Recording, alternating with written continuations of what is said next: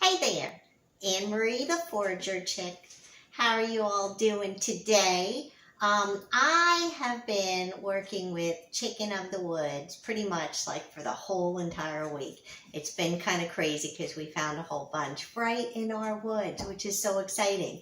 So before we get started, I wanted to show you the quick video on the identification of Chicken of the Woods, and then we'll be right back.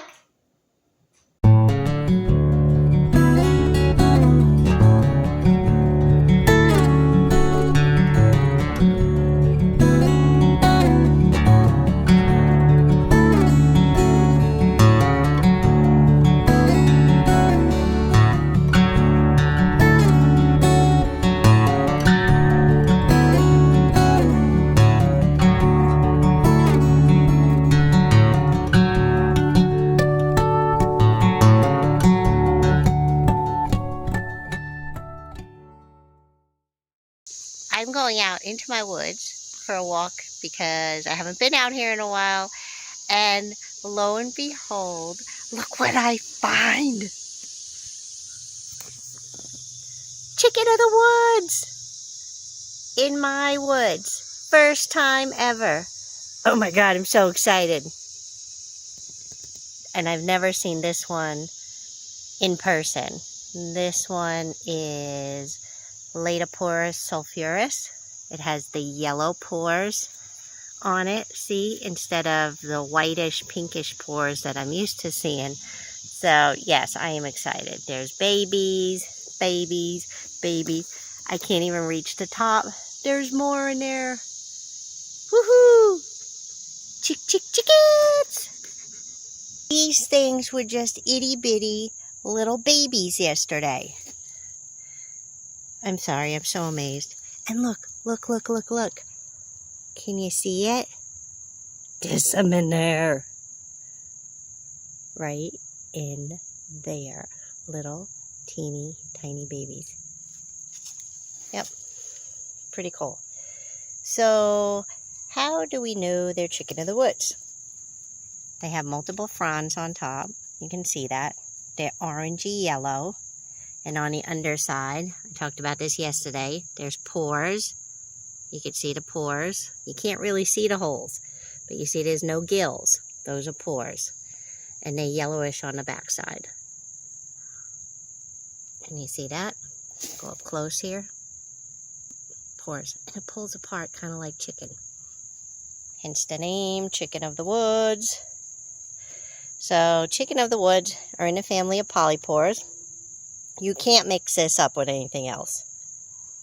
I mean, if you see that color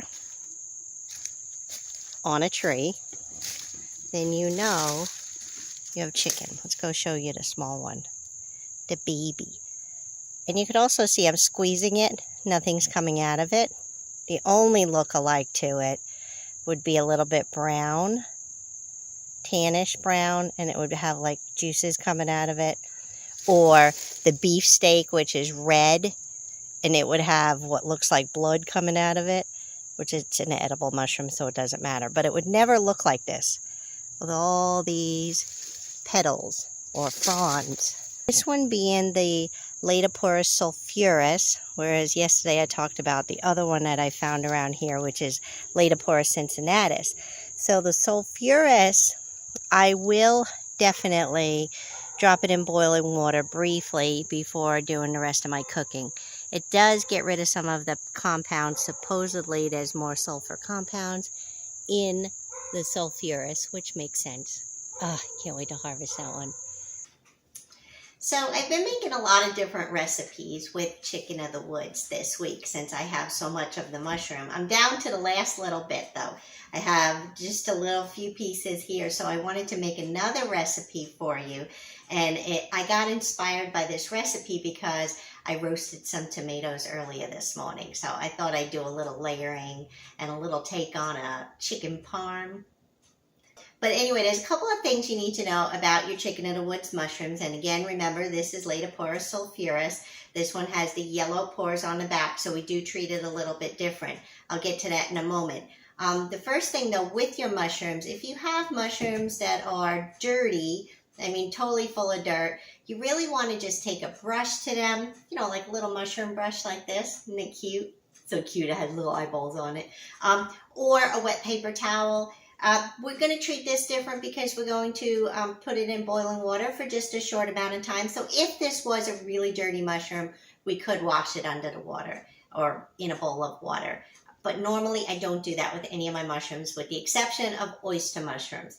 So for this one, I'm just going to break it up into small pieces like these. Some small strips, chunks, not too thin of strips. And, oops, there we go. This way it'll fry up easy. Yeah, I already told you what I'm going to do. So I have it broken up, and then we're going to go on over to the stove, and I'm going to show you what we're going to do. There's a few different steps, but it's definitely worth it. So let's go on over to the stove. So we're ready to cook our chicken of the woods. And what I have going on is I have some water boiling over here and some oil heating over here. So I'm going to have to be really careful I don't splash that water into the oil. Here's my chicken. And remember what I said before, with the sulfurous variety, I usually like to drop it in some boiling water just for a few moments because then it gets rid of some of the compounds that could possibly upset your stomach. I've never had my stomach upset by chicken of the woods, but this is the way I learned how to do it. We're going to drop those right in the water. It only has to stay in there for, say, 2 to 4 minutes. I'll bring that up. Okay, so it cooked in there for about 2 to 3 minutes, and I'm going to take it out and let it drain for a second. And then this way we'll get it breaded and fried. Okay. Almost there. Come on out of there, you guys. Last few. All right. There's that. Just going to dry them off just for a bit. Ooh, it's hot, so I've got to give it a second. Trying to get some of the excess moisture off of there. And then what I have over here is I have some flour, some egg, and some panko breadcrumb. So into the flour, I'm going to add some black pepper, much or as little as you want, and some salt. And mix that up. This is kind of like the recipe that I did with Mrs. Happy Homemaker. It was a Chick Fil A copycat sandwich using the chicken of the woods, and I'll link that video down below too so you can check it out because it was fabulous. You could fool some people with the chicken of the woods and they think it's chicken because that's what it tastes like. It has the same texture. All right, these cooled off a little bit, but still a little warm. So I'm going to dump them into the flour. And since I don't have that much here, I could pretty much do this all at once. Oops, making a mess, you know me. Flour everywhere. Okay. Get it all covered with the flour. Put them in the egg. And then put that last little bit in here in the flour. My oil is nice and hot already. Should be good to go. Gotta use my hands. Just gotta get in there. So I would love to hear from you guys if you have made chicken of the woods before and what you've made with it.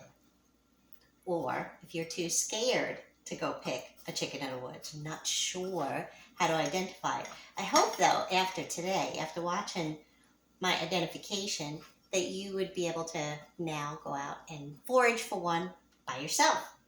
There you go. But if you have found some before and you've made something yummy, please tell me in the comments. Get all these, get them in there. Almost done with that batch. And then we'll put these guys. It's funny how, you know, I thought I didn't have that much. You saw those pieces. It was just a couple of pieces. But it looks like we're going to have a bunch here to fry. So, put that there. baby's all covered up in the... You know how they say you're supposed to have one hand in the wet and one hand for the dry? I know, I'm using them both. Oh well, don't have to follow all the rules all the time. There we are. Okay, get those all nice and covered. I mean, come on, look at them. It looks like there's like a million little pieces of chicken there now. I thought this was going to make a small dish. Probably be enough for dinner.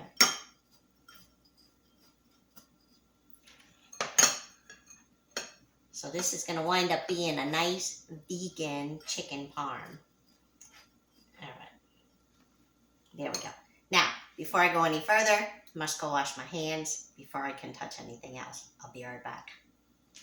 I am ready to fry these babies up. Hopefully they won't splash at me from that water. Good, oil is perfect. Just gonna drop them in. I should have used a bigger frying pan, but we'll see. May have to do this in batches. Yeah, gonna have to do it in 2 batches. So it's gonna sit in here. It's only gonna fry for like a couple minutes per side, just like when you fry real chicken. So you leave it be. So on medium to medium high, we'll let it get brown on one side. We'll turn it over, and then we'll add the other ones in there. Be right back. First batch is done. Second batch is in there. I'm turning them over. They're getting nice and golden brown. I'm going to turn down the heat just a little bit so they didn't brown too quick. And these are going to cook more in the oven, but still, they really only need a couple of minutes per side. And, oh, forgot to say, I did have just a little bit of canola oil in there. I'm trying to watch my fat intake, so I don't want to do too much heavy frying. I'm trying to keep it a little bit light, but you know, I don't have to eat the whole pan. Like, doesn't that look great? Look at it. Okay, take those out. And almost done there. Just a few more. And then as they come out of the pan, I do like to take some salt and sprinkle it over. Anytime you fry stuff, that's a little heavy. Anytime you fry stuff, you should always salt it afterwards. Even though we had salt in the flour mixture, it just adds to it because, you know, chicken, even though it's not chicken, it's a mushroom, can be quite boring if you just fry it up and you don't have a whole lot of seasoning. So we add a little extra salt to the top. I do that to my french fries, eggplant, anything that I'm frying, just add a little bit of salt on the top. That one is done. Turn off the heat. Just add a wee bit more. The salt comes out fast, so I have to be careful. I don't want it to come out too fast. We're going to bring this over to the table and show you how we assemble our layered dinner. We are ready to assemble our dish. So I just have a little Pyrex dish here. And I'm going to layer in one of these, couple of these amazing tomatoes that I roasted this morning. And I roasted these, I cut some plum tomatoes in half, Roman tomatoes, cut them in half. And on the bottom of my sheet pan, I had a little bit of olive oil, salt, pepper, Italian seasoning, some crushed garlic, crushed red pepper, and I put that in there and roasted it in the oven at 400 degrees for 25 minutes, and then I broiled them for 2 minutes. Oh my gosh, they taste good. I've already eaten one. Because these tomatoes weren't very tasty. These weren't from my garden. I bought them in bulk, and they weren't very tasty. So they just, you know how sometimes you get a tomato and it doesn't have a whole lot of flavor? Well, that's how these were, and I thought by roasting them, maybe I can bring out some of that flavor, and I did. They came out nice and sweet and just yummy and roasty. So I put a few down, maybe one more will fit in the middle. I'm going to take our chicken, our mushroom, and we're just going to put those in there all the way around. And now, if you didn't want this to be vegan, of course, well, it's not technically vegan. I have an egg in there. But I do eat eggs. I'm not completely vegan, but I do eat eggs. But if you wanted to make this like with dairy, You could easily put in some ricotta cheese in between the tomatoes and the chicken of the woods, or on top of the chicken of the woods, and then put some more tomatoes on and go ahead and put mozzarella cheese. But I'm going to use a vegan cheese. So that was a perfect fit. Who would have thought that I would have fit all that in there? Awesome. All right. The roasted tomatoes go on top. And I think they will be perfect too. You know, it's just nice how things work out like that sometimes. And like, look at that. Perfect. There we are.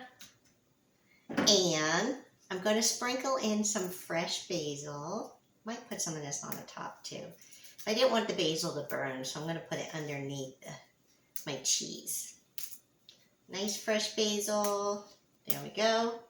And then I'm using the chow shreds. I know it shows up backwards on there. I apologize for that. But it's by Field and Roast. It's a plant-based cheese that's made from coconut oil and tofu. So these are the best that I have found when it comes to cheese, because most vegan cheese is really kind of plasticky. And I know I shouldn't use it. It does have chemicals in there and stuff like that, but every so often we got to have a little bit of it. I didn't get to make my own. I have made my own cashew cheese, which is really good, by the way. And I should probably make some more. So there we go. We have it.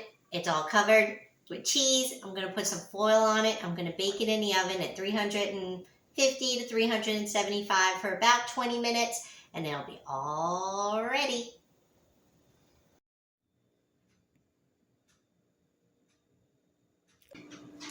Gonna go ahead and taste it now.